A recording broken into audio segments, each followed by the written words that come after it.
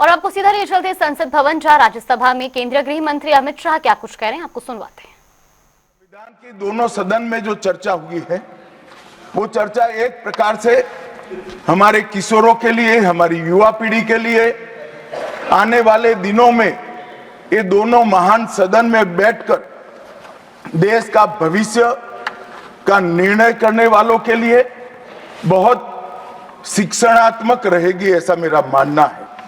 और देश की जनता के लिए भी क्षीर नीर करने में बहुत मदद करेगी कि किस पार्टी ने आज जो 75 साल की मीमांसा होगी, इसमें स्पष्ट हो जाएगा किस पार्टी ने जब जब जनता ने शासन अपने वो पार्टी के हाथ में दिया, संविधान का सम्मान किया है या नहीं किया है।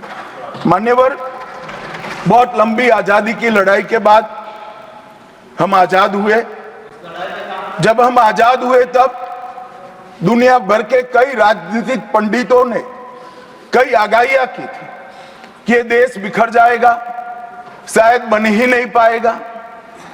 कुछ लोगों ने ऐसी आगाही की थी कि यहां डेमोक्रेटिक वैल्यू प्रस्तापित हो ही नहीं पड़ सकते, एकता हो ही नहीं सकती और ये देश आर्थिक रूप से कभी भी आत्मनिर्भर नहीं हो पाएगा। और आज जब 75 साल के समय के बाद संविधान को स्वीकार करने के बाद पीछे मुड़कर देखते हैं तो सरदार पटेल का मैं धन्यवाद करना चाहता हूं कि सरदार साहब के अथक परिश्रम के कारण आज देश एक होकर मजबूती से दुनिया के सामने खड़ा। मान्यवर, जो कहते थे लोकतंत्र इस देश में सफल नहीं होगा, मैं वो सभी लोगों को इस सदन के माध्यम से कहना चाहता हूं कि 75 साल हो गए, हमारे साथ भी पास पड़ोस में दुनिया भर में कई लोग आजाद हुए, नई शुरुआत की, वहां कई बार अकस्मात हुए, लोकतंत्र सफल नहीं हुआ। हमारा लोकतंत्र आज पाताल तक गहरा पहुंचा है। अनेक परिवर्तन रक्त की एक बूंद बहाए बगैर हमने करे हैं और विचारधाराओं के आधार पर भी परिवर्तन करे हैं। अनेक तानाशाहों के गुमान, अभिमान और अहंकार को चूर चूर करने का काम इस देश की जनता ने किया है, मगर लोकतांत्रिक तरीके से किया है। और मान्यवर, जो कहते थे कि हम आर्थिक रूप से आत्मनिर्भर नहीं हो पाएंगे, उनको भी हमारी जनता ने, हमारे संविधान की खूबसूरती ने जवाब दिया है। हम आज दुनिया का 5वां अर्थतंत्र बनकर सम्मान के साथ, और ब्रिटेन जिन्होंने सालों तक हम पर राज किया, और ये जो मैंने तीनों आगाही की वहीं से पक्ष विपक्ष में से आई थी, आज ब्रिटेन भी अर्थतंत्र की तालिका में हमारे पीछे खड़ा है। मान्यवर, ये हम सब के लिए गौरव लेने का पल है, हम सब के लिए बोध लेने का भी पल है और हम सब के लिए संकल्प लेने का भी पल है। और ये सदन जे आपने लगभग 80 से ज्यादा सांसदों को मान्यवर बोलने का मौका दिया, 31 घंटे की चर्चा हुई और ये चर्चा में सभी भाव पक्ष या विपक्ष से कहीं न कहीं प्रकट हुए।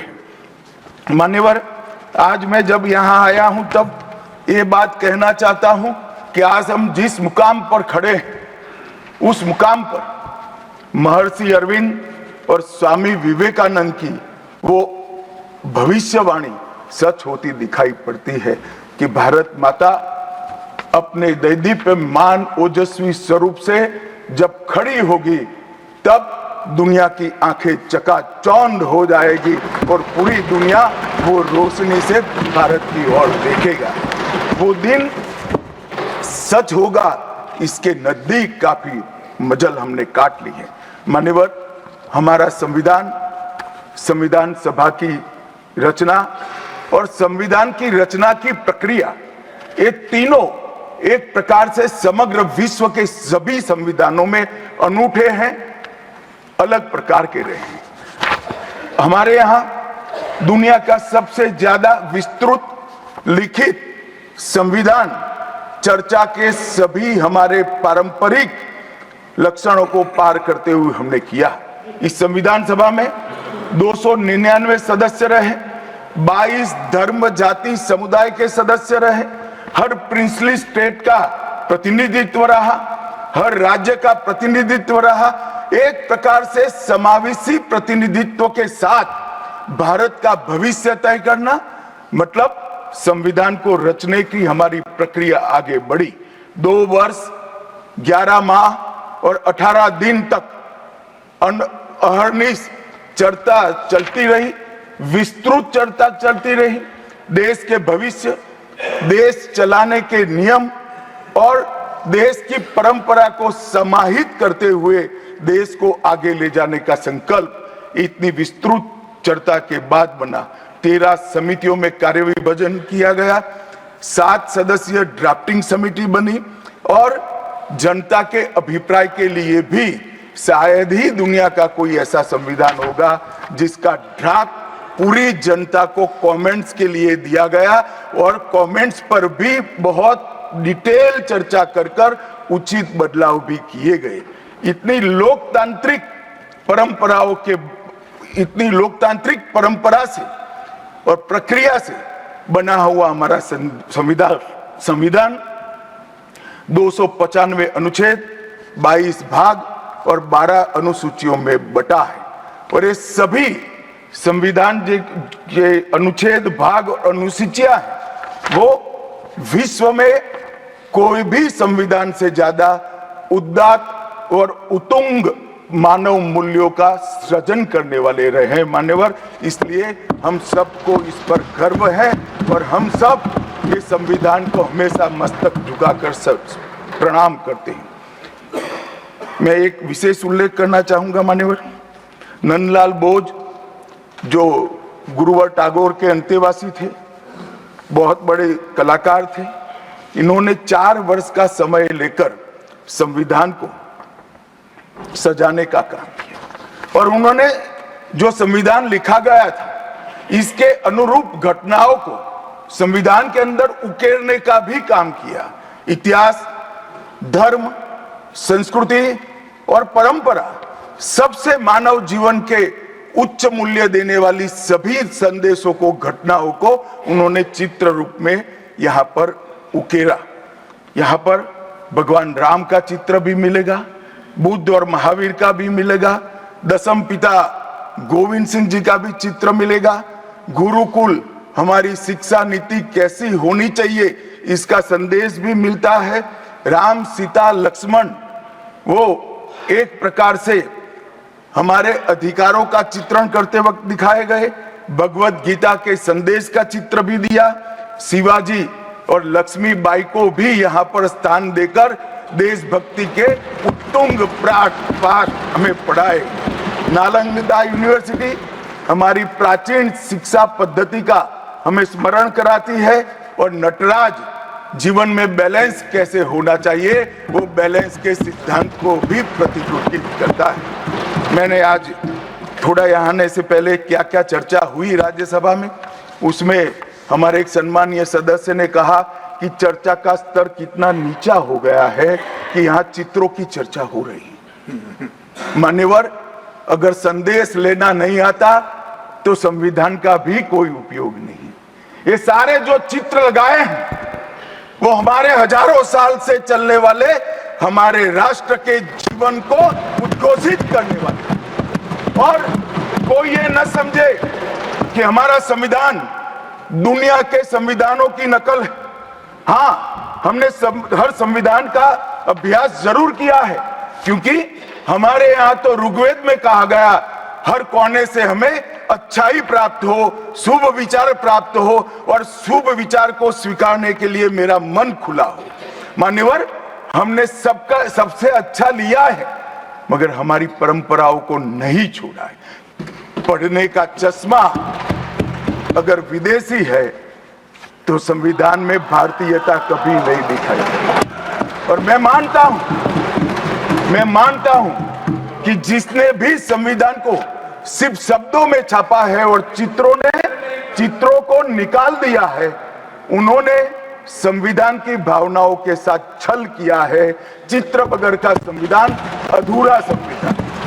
मान्यवर, इसके अंदर संविधान सभा में राजेंद्र प्रसाद जी, राजेंद्र बाबू अध्यक्ष बने, डॉक्टर BR आंबेडकर, सरदार पटेल, जवाहरलाल नेहरू, श्रीमान काजू, KT Shah, Iyengar, Maulana Azad, Shyama Prasad Mukherjee, doctor Radhakrishnan, KM Munshi, ऐसे विद्वानों ने अनेक चर्चाओं में हिस्सा लेकर संविधान को समृद्ध और संपूर्ण बनाने का काम किया।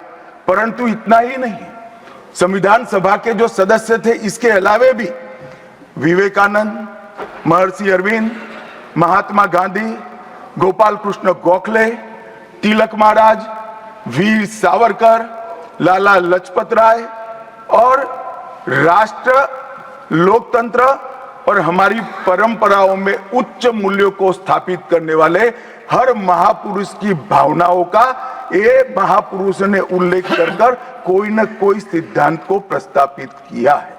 मान्यवर, जब इतने सारे मनुष्यों का अच्छा विचार जिस संविधान में हो, उसको सफल होना ही था।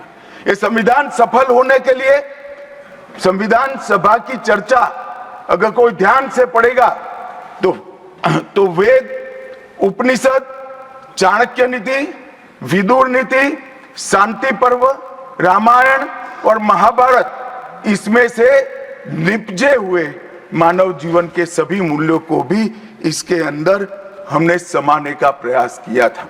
मान्यवर, 75 साल हो गए संविधान को किस प्रकार से हमारे राजनीतिक दलों ने और हमारी पॉलिटिकल पार्टियों के साथ साथ हमारी सरकारों ने भी किस प्रकार से आगे बढ़ाया, इसकी भी चर्चा जरूर होनी चाहिए।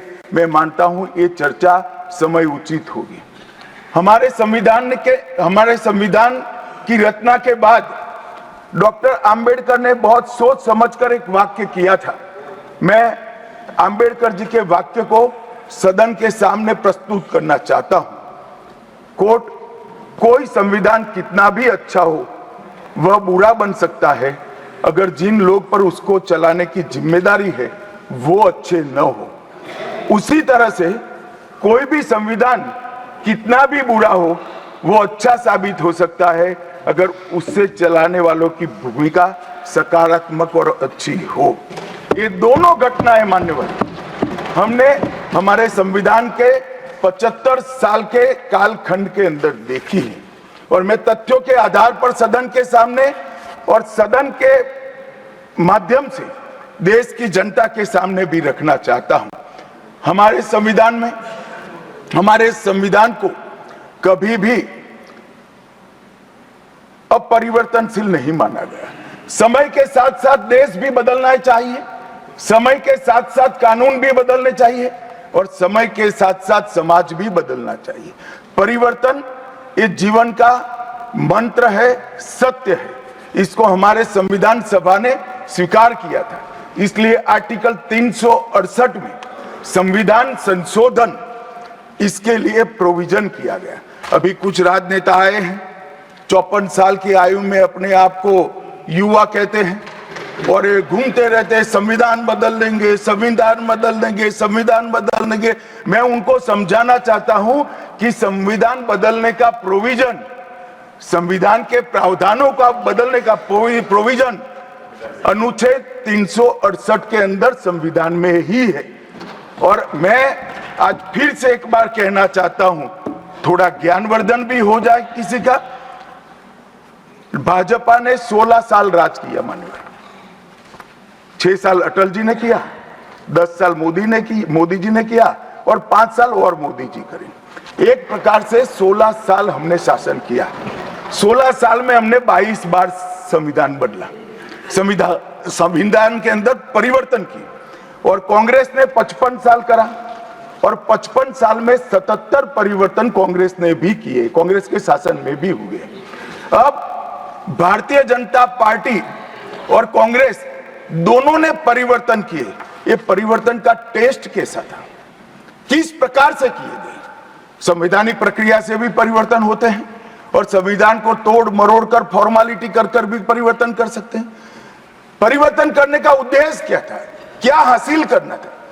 क्या हमारे लोकतंत्र को मजबूत करने के लिए परिवर्तन किए गए?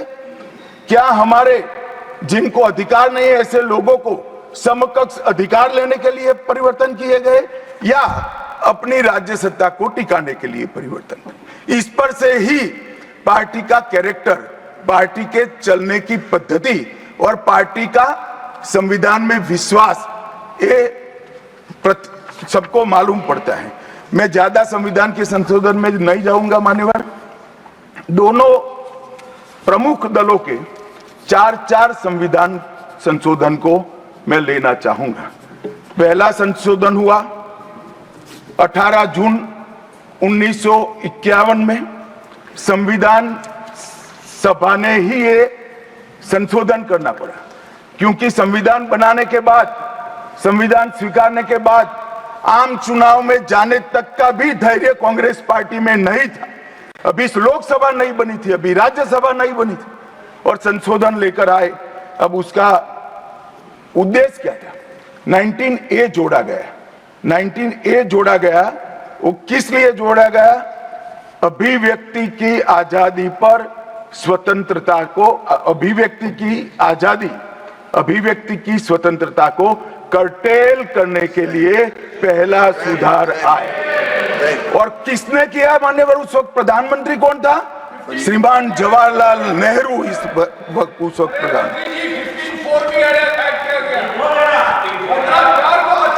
आप बता चुके। अब मान्यवर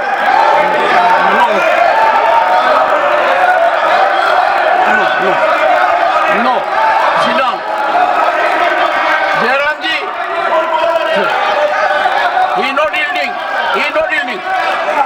We heard leader of the opposition. मान्यवर, Unless there एक is second. yielding, let us hear. मान्यवर, मेरा लंबा अनुभव है आजकल करते हुए। मुझे 30 साल हो गए विधानसभा और लोकसभा राज्यसभा में बैठे हुए। संसद में भाषण करने का मेरा अनुभव है मान्यवर। वो विरोध तभी कर सकते हैं जब मेरी बात सच न हो। अगर मेरी बात सच नहीं हो तो बताए वो।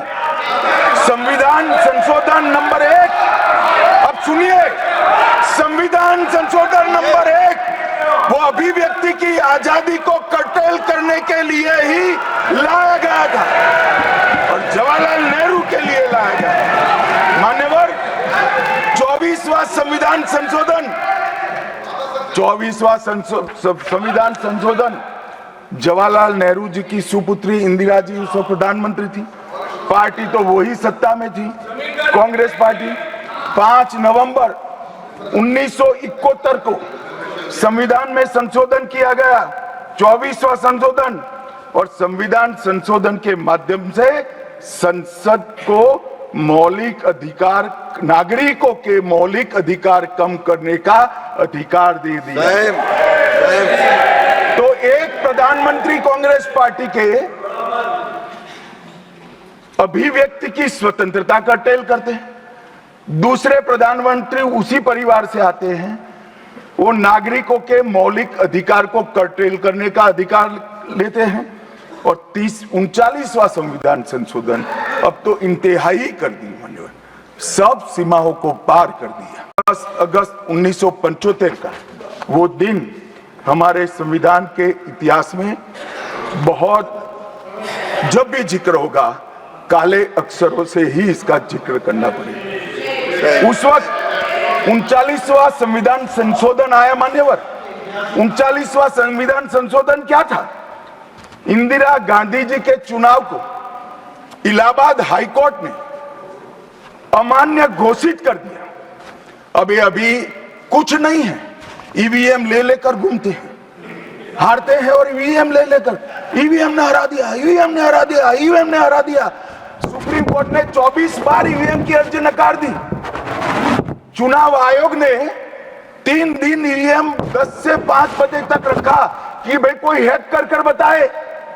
कोई नहीं गया, सुप्रीम कोर्ट में कोई नहीं गया, और हारते हैं तो ईवीएम का दोष निकालते। मान्यवर, एक ही समय, एक ही दिन 2 परिणाम घोषित। एक महाराष्ट्र में सुपड़ा साफ हो गया, जो जनादेश के साथ द्रोह किया था, इसका दंड महाराष्ट्र की जनता ने दिया और दूरबीन लेकर दिखाई नहीं पड़ते, और उसी दिन वो झारखंड में जीते।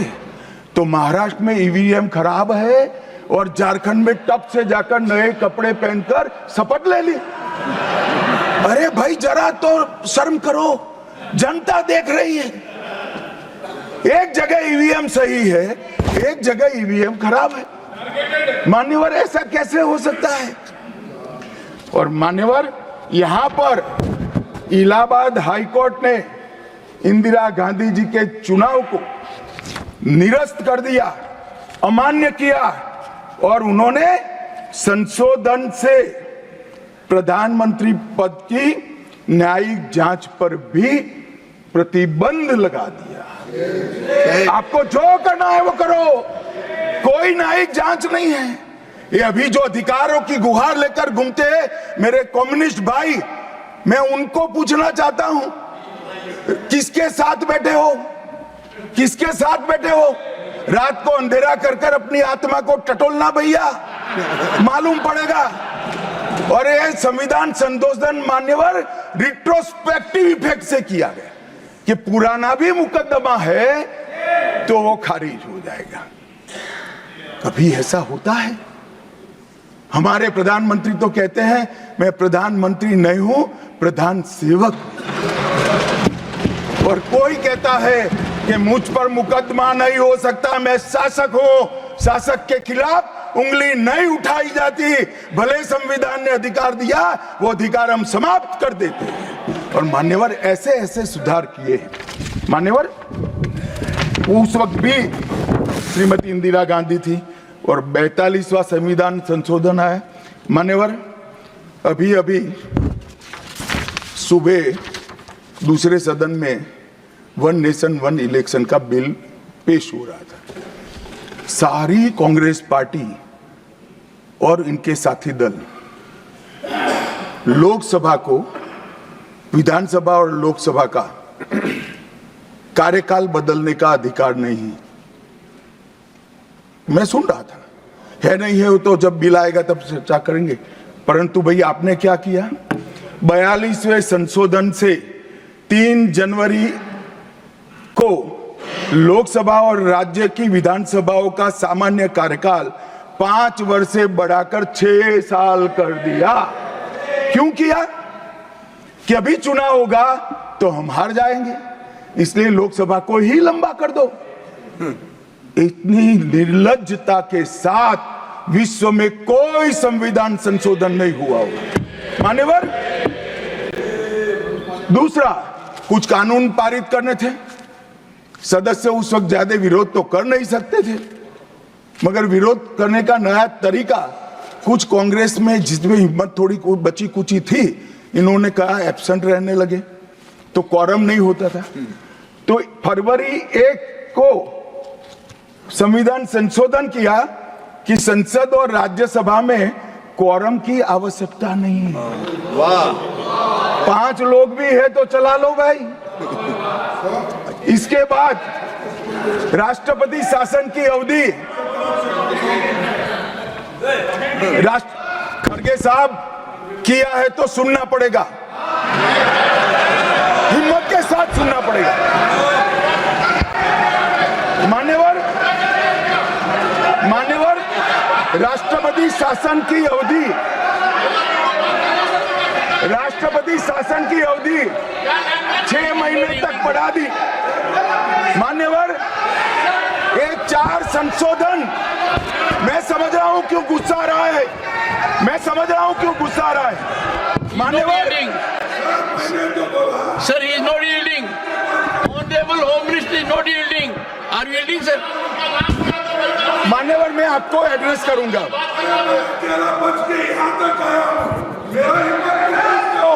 तुम तो कायर हो, तुम मान्यवर, तुम लड़ाकू हो। Okay. मान्यवर मैं आपको एड्रेस करूंगा। Go on record. What the Honorable Home Minister खड़गे said. जी, खड़गे जी मैं आपका बहुत सम्मान करता हूं, आपकी हाजिरी वहां दर्ज करनी चाहिए। कृपया बैठे, मुझे बोलने दीजिए।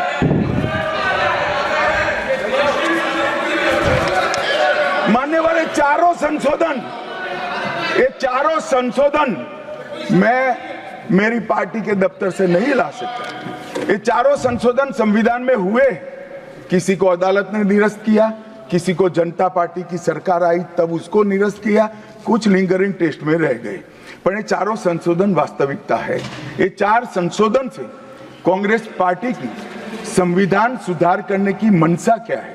एक में हम पर केस न हो, दूसरे में हम चुनाव हारने वाले तो समय बढ़ा देना, तीसरे में मेरे पर जांच नहीं हो सकती, और चौथे में नागरिकों के संविधान प्रदत्त अधिकारों को समाप्त। मगर राज्यों को कंपनसेशन की गारंटी देना नहीं चाहते थे। हम जीएसटी भी लाए और राज्य को विकास दर के हिसाब से कंपनसेशन की गारंटी भी दी। इतना ही नहीं, गारंटी का 10 साल तक पालन करने का काम भी भारतीय जनता पार्टी की नरेंद्र मोदी सरकार ने किया। हम संशोधन लाए देश के अर्थतंत्र को सुचारू बनाने के लिए। दूसरा संशोधन लाए 102वां संशोधन, national commission of backward class को संवैधानिक दर्जा देने का काम। अब कुछ लोगों को पेट में दुख रहा है कि नरेंद्र मोदी जी ने ये क्यों किया। मैं साहब आगे बहुत सारी बातें बताऊंगा। नरेंद्र मोदी जी इसलिए कर पाए कि आपने नहीं किया था। अगर आप ये कर देते तो मोदी जी के तो भाग्य में ही नहीं आता। मगर साहब, पिछड़ी जातियों का कल्याण कभी भी कांग्रेस पार्टी का विश्वास नहीं रहा, मान्यता नहीं रही, नीति भी नहीं रही। भारतीय जनता पार्टी ने संविधान संशोधन पिछड़ी जातियों के कल्याण के लिए। तीसरा संशोधन क्या लाए? 130वां संशोधन 12 जनवरी 19, किसी भी जिनको आरक्षण का फायदा नहीं मिलता है ऐसी जाति के गरीब से गरीब बच्चों को 10% आरक्षण देने का फैसला।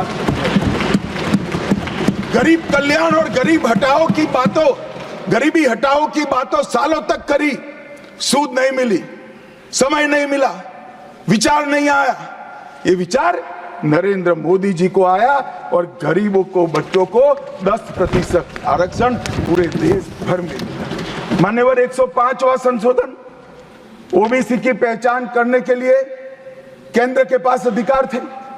अब मैं बताना चाहता हूं, इतने बड़े विशाल देश में 140 करोड़ की जनसंख्या में पिछड़ी जातियों का पिछड़ापना क्या कोई एक केंद्र सरकार कर सकती है? फेडरल स्ट्रक्चर की बात करते हैं, मगर अब तक केंद्र सरकार के पास ही रहा था। नरेंद्र मोदी जी ने कहा इसके कारण पिछड़ा समाज को अन्याय होता है। आगे से ये संविधान संशोधन करने के बाद 10 अगस्त 2021 के बाद पिछड़ापन का निर्णय करने का अधिकार राज्य की सरकारों को देने का काम नरेंद्र मोदी। और मान्यवर, सबसे अंतिम संशोधन में पांचवा कहना चाहता हूं, 106वां संशोधन, और मैं तो क्रम में बोला हूं, एक भी काटा नहीं। 101, 102, 103, 104, 105, 106 सभी के सभी जन कल्याण के लिए। और छठा सम्मेलन संशोधन था 28 सितंबर 2023 को, मातृशक्ति को शक्ति प्रदान करने का, मातृशक्ति को 33% आरक्षण, नारी शक्ति वंदन अधिनियम।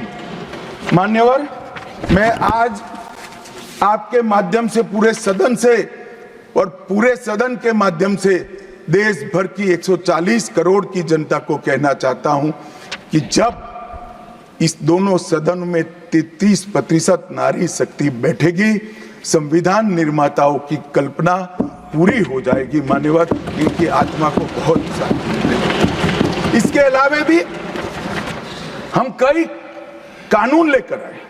हम कानून लाए ट्रिपल तलाक को निरस्त करने का। अब ये कहते हैं आपकी वोट बैंक की राजनीति है। मान्यवर, सुप्रीम कोर्ट का कोई वोट बैंक होता है क्या? सुप्रीम कोर्ट तो चुनाव नहीं लड़ती है, जजों को चुनाव नहीं लड़ना है। ट्रिपल तलाक समाप्त करना चाहिए और साहबानों को मुआवजा देना चाहिए। दोनों जजमेंट सुप्रीम कोर्ट ने अलग अलग समय पर दिए थे, परंतु वोट बैंक की राजनीति हम नहीं कर रहे हैं।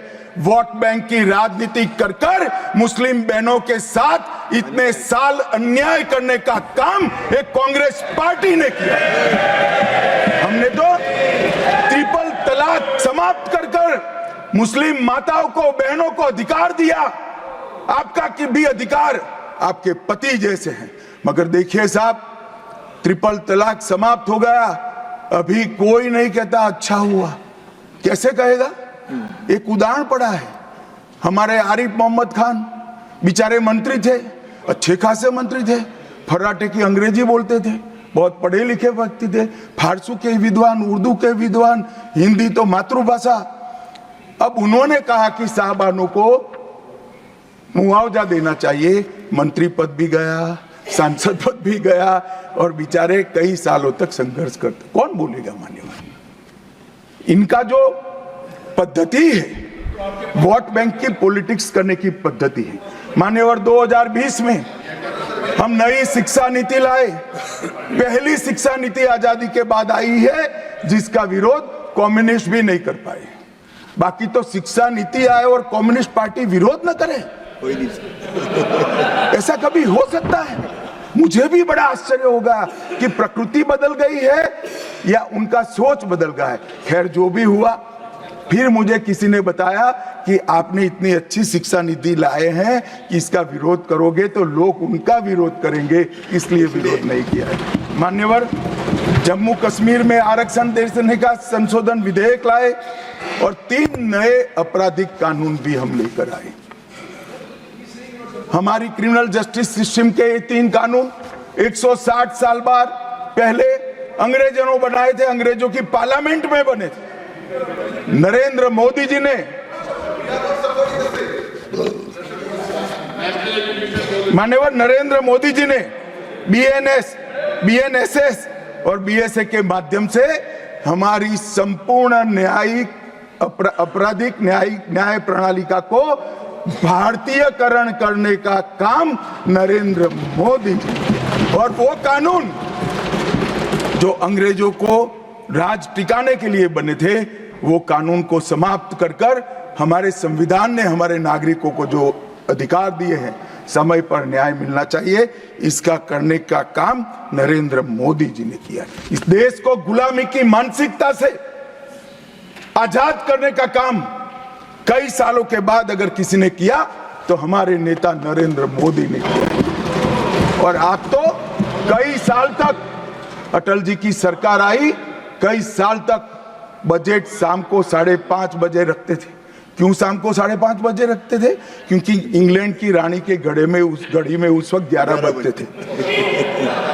आजादी के इतने सालों तक अंग्रेज की रानी के घड़ी से बजट रखने की आदत थी, वो भी किसी ने बदला तो भारतीय जनता पार्टी ने बदला, अटल बिहारी वाजपेयी। मान्यवर, संविधान के सम्मान की बहुत बातें हुई, मगर संविधान का सम्मान सिर्फ बातों में नहीं होना चाहिए, कृति में भी होना चाहिए, कर्तृत्व में भी होना चाहिए और कल्पना में भी होना चाहिए। जब कृति में नहीं है, कर्तृत्व में नहीं है, तो कल्पना में आ ही नहीं सकता। अभी मैंने इस चुनाव में अजीबोगरीब नजारा देखा मान्यवर, अजीबोगरीब नजारा था। आज तक इतने साल चुनाव हुए, किसी ने आम सभाओं में संविधान को लहराया नहीं। संविधान को लहराकर, झूठ बोलकर जनादेश लेने का कुत्सित प्रयास कांग्रेस पार्टी के नेताओं के माध्यम से। मान्यवर,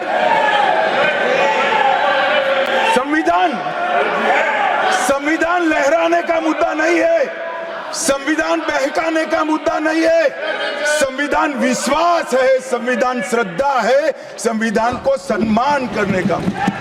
मान्यवर, वो नरेंद्र मोदी जी, और लोकसभा में तो किसी को मालूम नहीं पड़ा।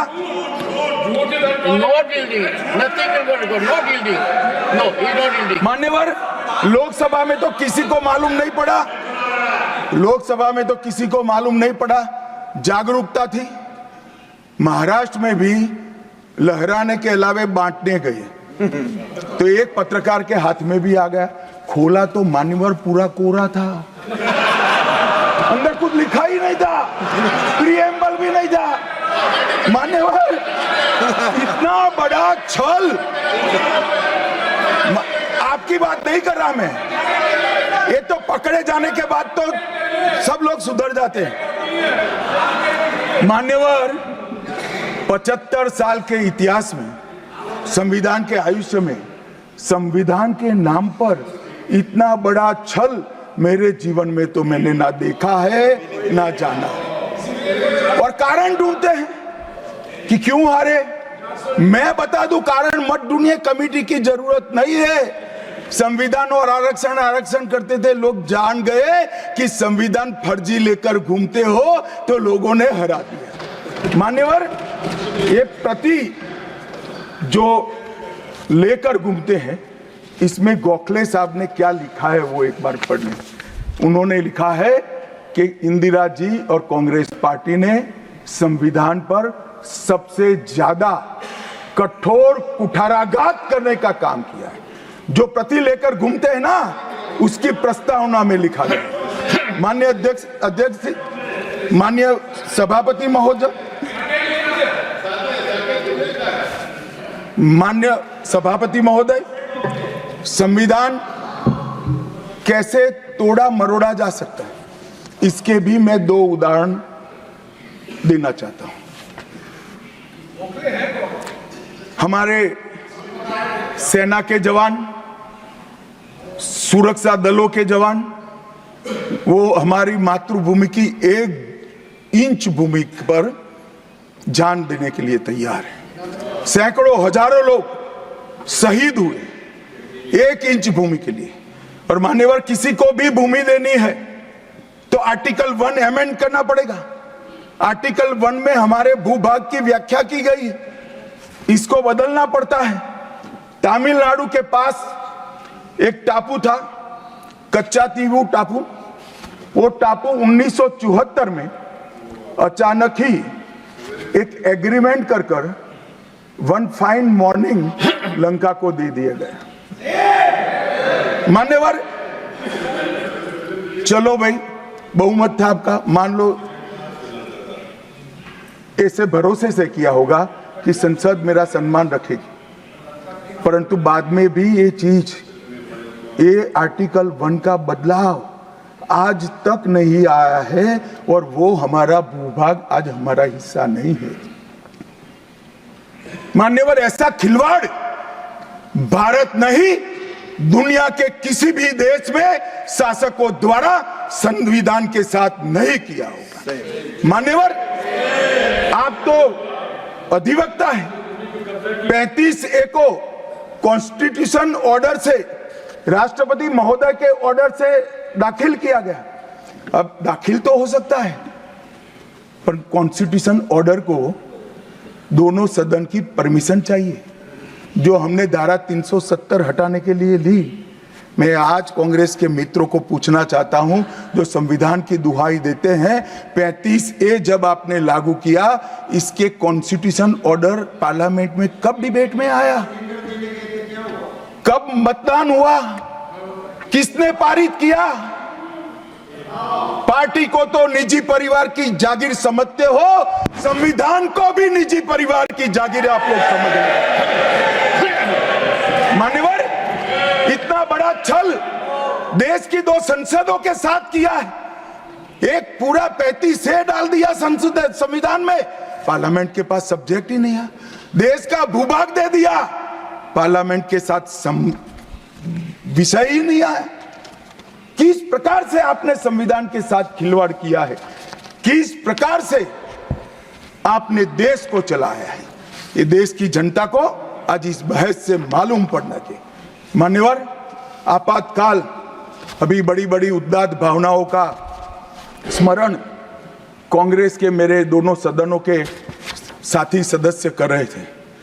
यंग सदस्य करे तो मैं समझता हूं, शायद इन्होंने इतिहास न पढ़ा हो, मगर जो लोग आपातकाल के वक्त थे वो भी करते थे। किसी की भी स्मृति इतनी अल्पकालीन कैसे हो सकती है? मान्यवर, क्या हुआ था आपातकाल में? लाखों लोग कोई अपराध के बगैर जेल में ठूस दिए गए, लाखों लोग, कोई पॉलिटिकल पार्टी बाकी नहीं है। आज इनके साथ बैठे हैं, उनमें से भी कुछ लोग जेल में थे, वो भी नहीं बोलते हैं। न्यायालय में डर का माहौल, मीडिया पर सेंसरशिप।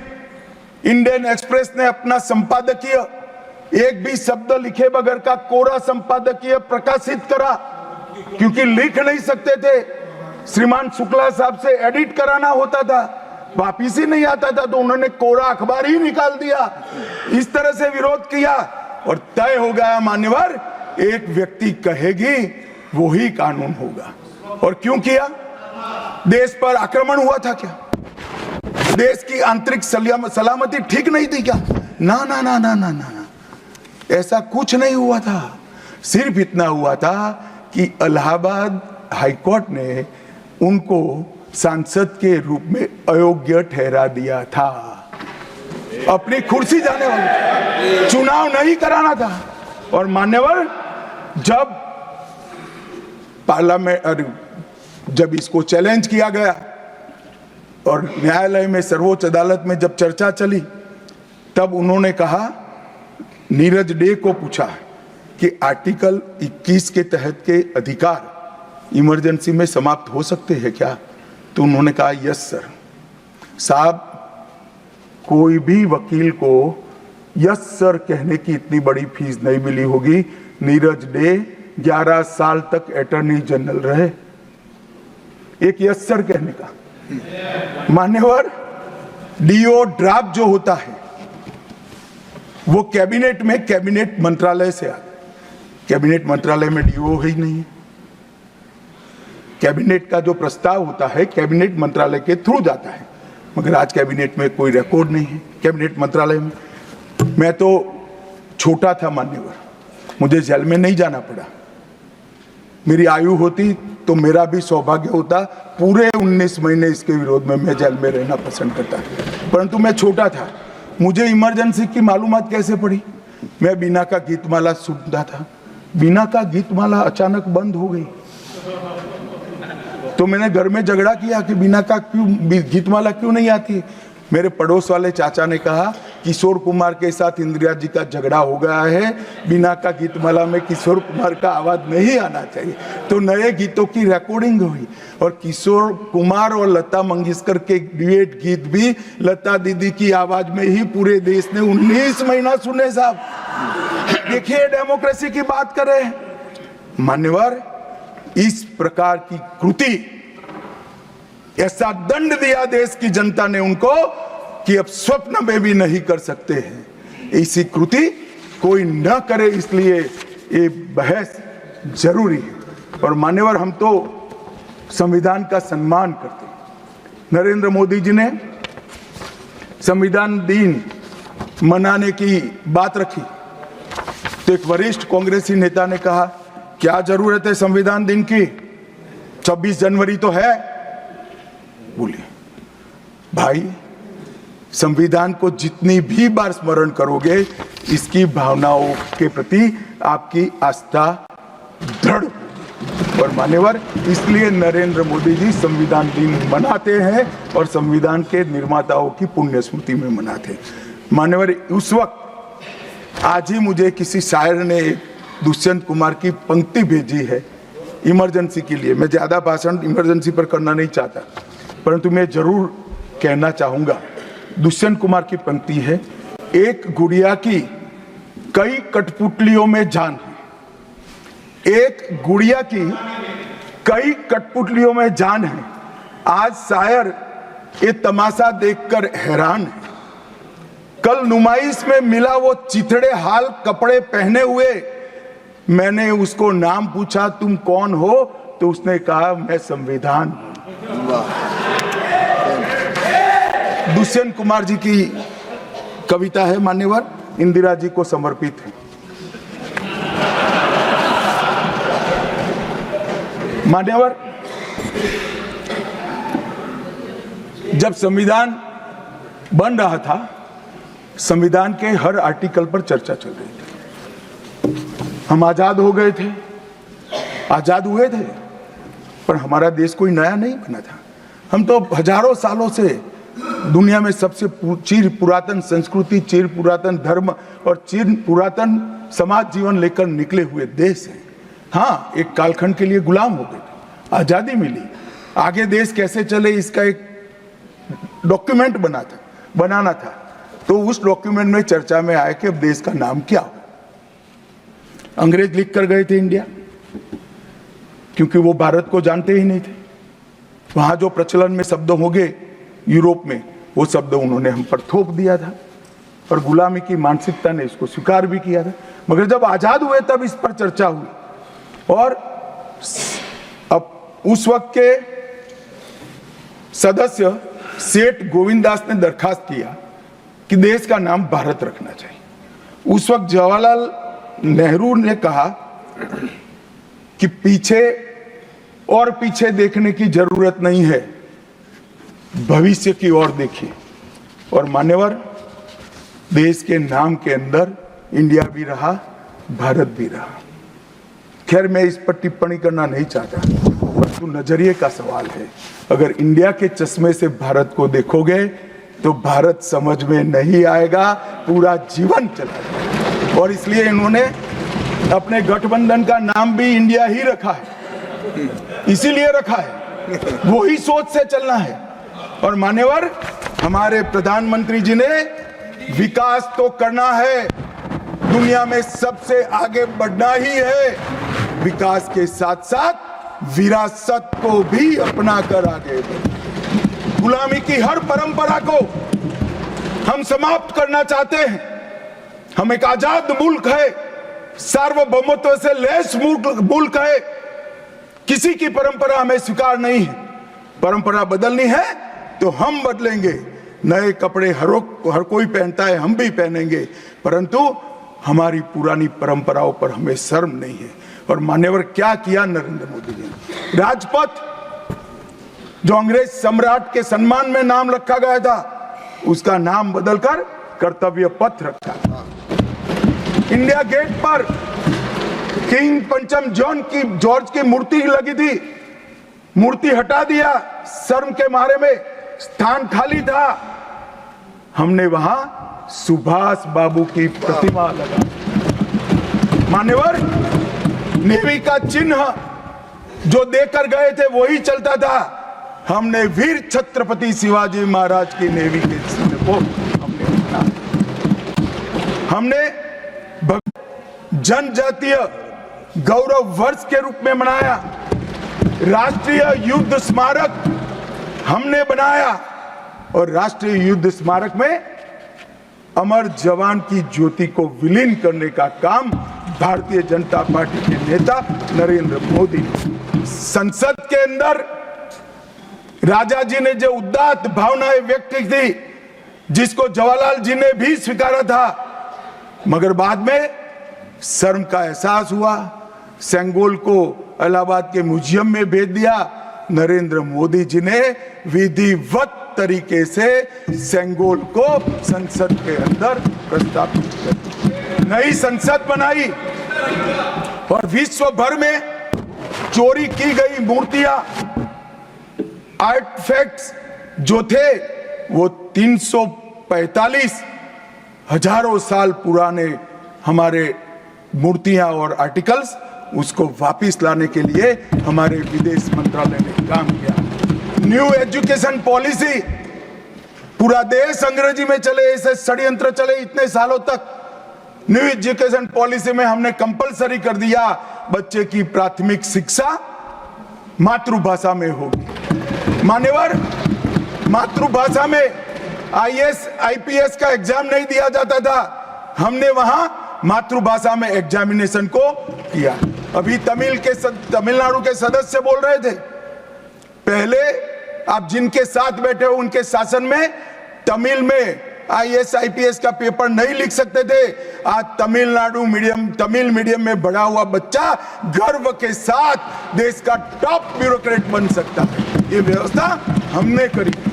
मान्यवर, अंडमान और निकोबार के द्वीप समूह का नाम जो अंग्रेज रखे थे वो छोड़कर गए थे। सुभाष बाबू ने जब अंडमान निकोबार जीता तब उन्होंने नामकरण किया था शहीद और स्वराज, उसको भुला दिया गया। आजादी के बाद फिर से अंग्रेजों का नाम वापस लाए, नया न रखो कोई बात नहीं भाई, सुभाष बाबू ने रखा निकाल दिया, हमने डंके की चोट पर सुभाष बाबू के नाम शहीद और स्वराज दोनों वापस लाने का काम किया। ल्यूटियन में रेस कोर्स रोड पर रहते थे, हमने लोक कल्याण मार्ग करा, डेलहाउसी रोड का नाम दारा सिकोह के नाम से किया और निर्मला जी ब्रीफकेस की जगह वही खाता लेकर आज जब बजट देती है तब पूरे देश भर के भारतीय संस्कृति के लोगों को आनंद होता है। मान्यवर 1500 से ज्यादा पूरे नए कानूनों को हमने समाप्त करने का काम किया। इन्होंने अपने परिवार की प्रसिद्धि के अलावे कुछ नहीं किया। हजारों जगह पे गांधी नेहरू परिवार के नाम मिलेंगे और किसी का नहीं। सुभाष बाबू का पुतला भी हमने लगाया।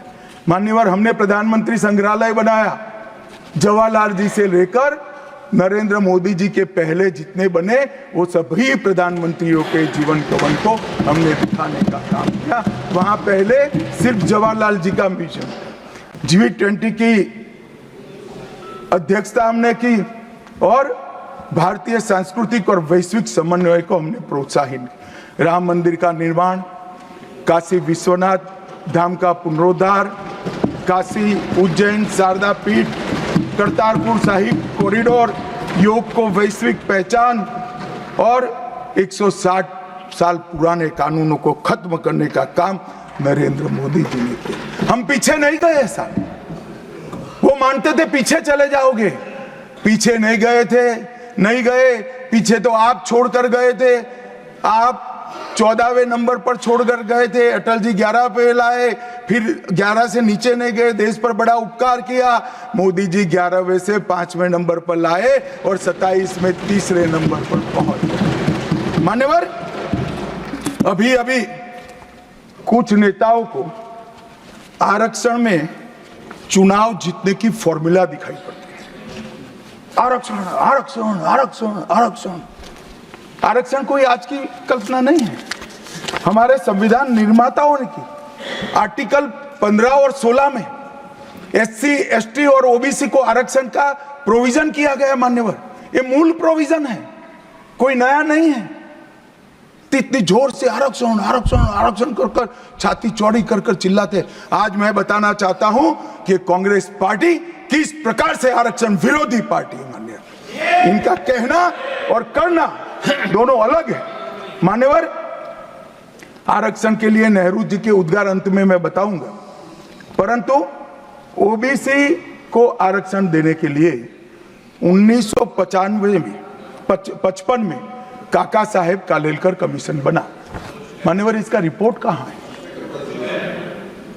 दोनों सदन के रिकॉर्ड पर मैंने ढूंढा, कहीं नहीं, बुला दिया गया। क्यों? क्योंकि ओबीसी को आरक्षण मिलता था। लाइब्रेरी में है।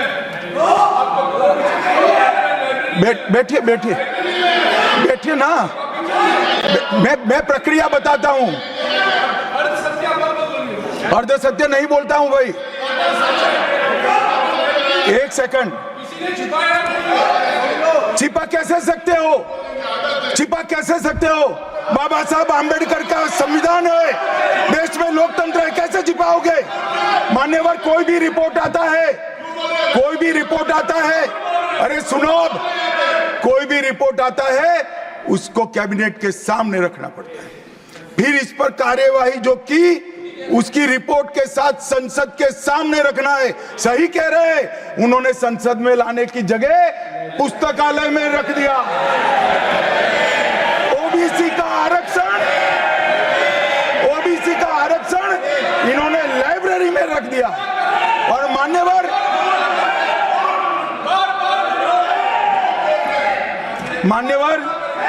अगर काका साहेब कालेलकर कमीशन का रिपोर्ट स्वीकार कर लिए होते तो 1980 में मंडल कमीशन की रिपोर्ट की जरूरत ना पड़ती।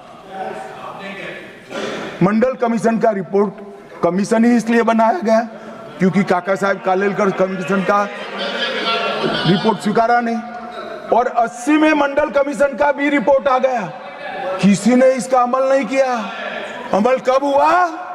जब 90 में इनकी सरकार गई तब अमल हुआ। और मान्यवर, तब तक मंडल कमीशन के रिपोर्ट को भी ठंडे बस्ते में डाल दिया गया। 90 में, अरे सुनिए मान्यवर,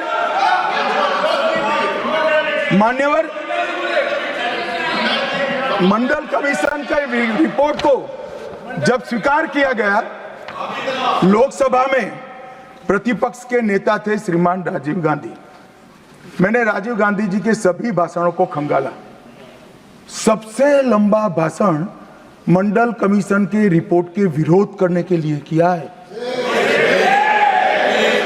और इन्होंने कहा पिछड़ों को आरक्षण देने से इस देश में योग्यता का अभाव हो जाएगा। अब ये तो आपके विचार है।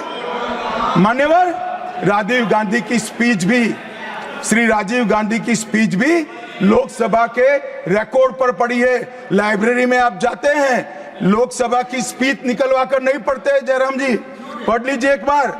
और नरेंद्र मोदी जी ने क्या किया मान्यवर? ओबीसी कमीशन को नरेंद्र मोदी जी ने मान्यता दी, पिछड़ा वर्ग का सम्मान किया, नेट, नीट, जेई, उसमें ओबीसी का आरक्षण किया। और इन्होंने क्या किया? अभी भी ये तो सब नेहरू जी, इंदिरा जी और अब भी चलता रहता है। एक इन्होंने क्या किया? झूठ बोलना शुरू किया कि हम आरक्षण बढ़ा देंगे, आरक्षण बढ़ा देंगे, आरक्षण बढ़ाना चाहिए, आरक्षण 50% से ज्यादा बढ़ा। ये क्यों बढ़ाना है मैं बताना चाहता हूं। मान्यवर, झूठ नहीं, असत्य, झूठ की जगह असत्य। चलिए मान्यवर, आपने भी क्रेडिट किया था। खड़गे जी की बात को स्वीकार कर लेता हूं।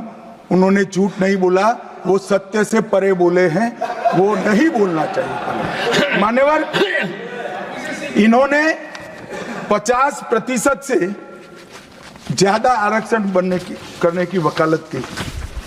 मैं आज देश की जनता को कहना चाहता हूं कि देश के 2 राज्यों में धर्म पर आरक्षण अस्तित्व में है। धर्म के आधार पर आरक्षण ये गैर संवैधानिक है। मान्यवर, संविधान सभा की कोई भी डिबेट आरक्षण के प्रावधान करने वाले आर्टिकल की पढ़ लीजिए। इसमें स्पष्ट किया गया है कि कोई भी आरक्षण धर्म के आधार पर नहीं हो सकता। आरक्षण पिछड़ापन के आधार पर।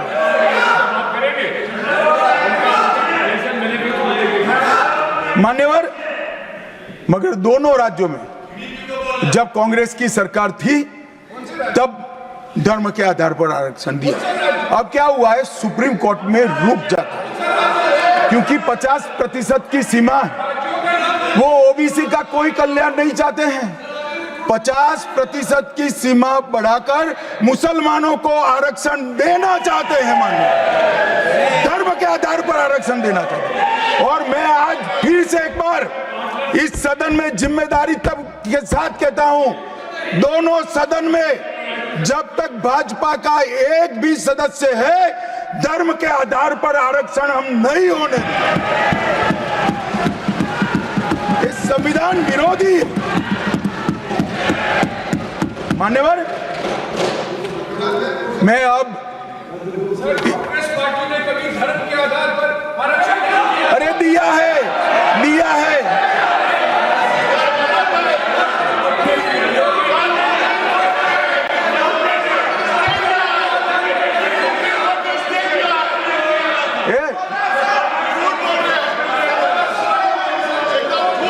मान्यवर,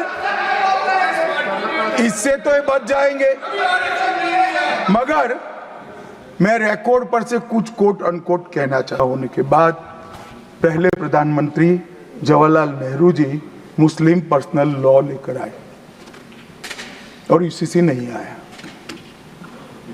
मैं आज कांग्रेस पार्टी को इस सदन में सार्थ पूछना चाहता हूं, क्या पंथ निरपेक्ष राष्ट्र के अंदर सभी धर्मों के लिए एक कानून होना चाहिए या नहीं होना चाहिए, इसकी कांग्रेस पार्टी स्पष्टता करे।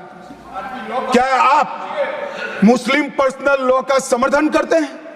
और मान्यवर, इससे बड़ा छलावा नहीं हो सकता मान्यवर, इससे बड़ा छलावा नहीं हो सकता। इन्होंने हिंदू कोड बिल भी ला दिया। हिंदू कोड बिल उठाकर देख लिए। हम तो नहीं चाहते कि हिंदू न्याय शास्त्र के आधार पर इस देश का कानून बने, अभी के जीवन के मूल्यों के आधार पर कानून बनना चाहिए। मगर हिंदू कोड बिल में एक भी पुरानी हिंदू न्याय व्यवस्था का कोई नामो निशान नहीं है। हिंदुओं को बुरा न लगे इसलिए मुस्लिम पर्सनल लॉ दिया, तो सामान्य कानून को हिंदू कोड बिल बना दिया। मान्यवर, चलो मैं तो कहता हूं कि खड़गे जी और जयराम जी कह रहे हैं कि भाई पर्सनल लॉ का अधिकार मिले तो हमें आपत्ति नहीं है, तो फिर पूरा सरिया लागू करिए। क्रिमिनल में क्यों सरिया निकाल दिए? बताओ भाई, क्या चोरी करे इसके हाथ काट दोगे? कोई इससे जगद्य महिला के साथ अपराध करे तो पत्थर मारकर मार दोगे? देशद्रोही को रोड पर सूली चढ़ाओगे? तो विवाह के लिए, निकाह के लिए पर्सनल लॉ, वारिस के लिए पर्सनल लॉ और क्रिमिनल सरिया क्यों नहीं भाई? अगर उनको देना ही है तो पूरा ही दे देते, पूरा दे देते। मान्यवर, ये इन्होंने तुष्टीकरण की शुरुआत वहीं से करी है। मुस्लिम पर्सनल लॉ इस देश में संविधान आने के बाद तुष्टीकरण की शुरुआत। आर्टिकल 14 और 15 का ये भंग है। अंबेडकर जी, लोहिया जी, के.एम. मुंशी, एच.वी. कामत, ये सब ने इसका विरोध किया है। 1973 से 16 तक 11 बार देश की सुप्रीम कोर्ट ने यूसीसी लाने का आग्रह देश की और राज्य की सरकारों ने किया है। आप नहीं ला सकते, तुष्टीकरण से ऊपर नहीं उठते। बैठिए, मैं बताता हूं। मान्यवर, हमने ही उत्तराखंड में भारतीय जनता पार्टी की सरकार ने यूसीसी लाया। हमारा काम करने का तरीका, मैं आपके माध्यम से दिग्विजय सिंह को कह रहा हूं। वो कहते हैं कौन रोकता है? हम खुद रोकते हैं। कारण बताऊं मैं? सुनने का धैर्य चाहिए, क्योंकि हमारा तरीका है कि लोकतांत्रिक तरीके से काम किया जाए। समाज के जीवन में इतना बड़ा सामाजिक बदलाव करने वाले कानून को उत्तराखंड सरकार ने मॉडल कानून के रूप में पारित किया है। इसकी न्यायिक मीमांसा होगी, इस पर सामाजिक चर्चा होगी, धर्म के विद्वान चर्चा करेंगे, कुछ सजेशन आएंगे तो इसको स्वीकारेंगे और बाद में भारतीय जनता पार्टी की सरकार हर राज्य में कॉमन सिविल कोड लेकर आए। आज तक नहीं मिला, वो भी कांग्रेस पार्टी के तुष्टीकरण ने की नीति। मान्यवर, अभी एक फैशन हो गया है, अंबेडकर अंबेडकर अंबेडकर अंबेडकर अंबेडकर अंबेडकर। इतना नाम अगर भगवान का लेते तो 7 जन्मों तक स्वर्ग मिल जाता। अच्छी बात है ना? सुनिए तो, सुनिए ना, आप सुनिए ना, मैं बताता हूं। हमें तो आनंद है कि अंबेडकर का नाम लेते हैं। अंबेडकर का नाम अभी 100 बार ज्यादा लो, परंतु साच अर्थ में अंबेडकर जी के प्रति आपका भाव क्या है ये मैं बताता हूं। मान्यवर, अंबेडकर जी को देश की पहली कैबिनेट से इस्तीफा क्यों दे दिया? अंबेडकर जी ने कई बार कहा कि अनुसूचित जातियों और जनजातियों से हुए व्यवहार से मैं असंतुष्ट हूं, सरकार की विदेश नीति से मैं असहमत हूं और आर्टिकल 370 से मैं असहमत हूं। इसलिए वो छोड़ना चाहते थे, उनको आश्वासन दिया गया, आश्वासन पूरा नहीं हुआ। उन्होंने इग्नोरेंस के चलते इस्तीफा दे दिया और एक श्री BC रॉय ने पत्र लिखा कि अंबेडकर और राजाजी जैसे 2 महानुभाव मंत्रिमंडल छोड़ेंगे तो क्या होगा? तो नेहरू जी ने उनको जवाब में लिखा है, राजा जी के जाने से तो थोड़ा बहुत नुकसान होगा, आम्बेडकर के जाने से मंत्रिमंडल कमजोर नहीं होता है। मान्यवर ये विचार जो खड़गे जी कह रहे हैं ना, क्या आपत्ति है? जिसका विरोध करते हो उसका वोट के लिए नाम देना है, कितना उचित है? क्योंकि अब अंबेडकर जी को मानने वाले पर्याप्त संख्या में आ गए हैं, इसलिए आप अंबेडकर अंबेडकर कर रहे हो। मान्यवर, मुंबई के मेयर ने एक पत्र लिखा था कि मऊ में अंबेडकर जी का स्मारक बनाना चाहिए। मऊ में जो अंबेडकर जी का जन्म स्थान था, सुझाव लिखा। उन्होंने कहा आमतौर पर स्मारक निजी पहल से बनाने चाहिए। यदि सरकार किसी प्रकार की सहायता करती है तो वो उचित नहीं होगा। उनके कितने स्मारक बने साहब? कोई स्मारक अंबेडकर जी का नहीं बना, देश भर में नहीं बना। अंबेडकर जी के स्मारक कब बने? जब भारतीय जनता पार्टी सत्ता में आई, तब मऊ में डॉक्टर अंबेडकर के जन्म स्थान पर स्मारक बना। लंदन में अध्ययन करते थे, वहां स्मारक बना। नागपुर में शिक्षा दीक्षावलित वहां बना। दिल्ली में महापरिनिर्वाण स्थल पर बना, और मुंबई में चैत्य भूमि में भी बन रहा है। हमने 5 तीर्थ बनाए महामानव। और मैं मानता हूं मान्यवर, मैं मानता हूं कि अंबेडकर जी के सिद्धांतों पर चलना नहीं और वोट के लिए उनकी गुहार लगा देना। 14 अप्रैल को राष्ट्रीय समरसता दिवस घोषित किया हमने। 26 नवंबर को संविधान दिवस घोषित किया। उस वक्त भी इसका विरोध कांग्रेस के वरिष्ठ नेताओं ने किया।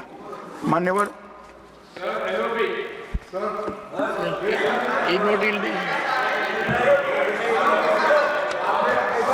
मान्यवर, 370 पर कई बार चर्चा हुई है। मैं ज्यादा कहना नहीं चाहता। सब जानते हैं कि एक टेम्पररी प्रोविजन को अनौरत संतान की तरह अपनी गोदी में 70 साल तक कांग्रेस ने खिलाने का काम किया, और 370 हटाने के लिए लोहे का जिगर चाहिए। और जब देश के प्रधानमंत्री नरेंद्र मोदी जी 2019 में फिर से प्रधानमंत्री बने, एक ही झटके से इसी सदन में 370 और 35 को समाप्त। इसी सदन में कहते थे खून की नदियां बह जाएगी। खून की नदियां छोड़ो, कंकड़ चलाने की किसी की हिम्मत नहीं है। कंकड़। और मान्यवर, क्या हुआ? इसके बाद क्या हुआ? 35,000 पंचायत के सदस्य आजादी के बाद पहली बार चुनकर आए। 2 करोड़ 11 लाख एक वर्ष में पर्यटक आए। पत्थरबाजी शून्य हो गई। आतंकवादी घटना 92% कम हो गई। एरिया डोमिनेशन बढ़ा। 33 साल के बाद घाटी में थिएटर में रात्रि का शो चल रहा है। 34 साल के बाद ताजिया का जुलूस निकला।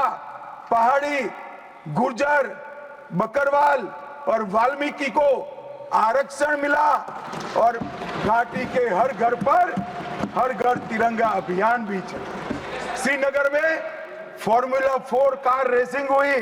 लाल चौक पर तिरंगा शान से फहरता है, और दुनिया का सबसे ऊंचा रेलवे आर्च भी आज चिनाब नदी पर बन रहा है। सबसे बड़ी लंबी ट्रांसपोर्टेशन टनल फिर पंजाल में बनी, और निर्यात रैंकिंग में अपना कश्मीर सभी यूटी में नंबर 1 पर निर्यात में आया। मान्यवर, 80,000 करोड़ पाकिस्तान से आए हुए विस्थापित, घाटी से भगाए गए विस्थापित और पश्चिमी पाकिस्तान से आए हुए विस्थापित को 80,000 करोड़ दिया, और 1,19,000 करोड़ का निवेश आज आ गए। मान्यवर 370 के रहते 70 साल में 12,000 करोड़ का निवेश आया था, अब 5 साल के अंदर 1,19,000 करोड़ का निवेश। G20 के डेलीगेट्स भी वहां गए। अमरनाथ यात्रा में 4.5 लाख यात्रियों ने अपनी श्रद्धा व्यक्त की और कुपवाड़ा के शारदा देवी मंदिर में 600 वर्ष के बाद पहली बार दीपावली मनाने का काम। मान्यवर ये कहते हैं 370 हटाने से क्या हुआ, मैं बताता हूं, आपकी तुष्टीकरण की दुकान बंद हो गई है। तुष्टीकरण बंद हो गई। मान्यवर आज संविधान के आर्टिकल 124 में न्यायपालिका की व्यवस्था के लिए हमारा जिक्र है। कांग्रेस पार्टी की सरकारों ने आर्टिकल 124 की भावनाओं के साथ किस तरह से खिलवाड़ किया है वो मैं आज सदन के माध्यम से सभी सदस्यों को और देश को बताना चाहता हूं। पहला मामला 1973 में जब संसद और सुप्रीम कोर्ट के बीच में न्यायिक पुनरावलोकन जुडिशियल रिव्यू के लेकर संघर्ष हुआ, तब उसको समाप्त कर देने का काम कांग्रेस पार्टी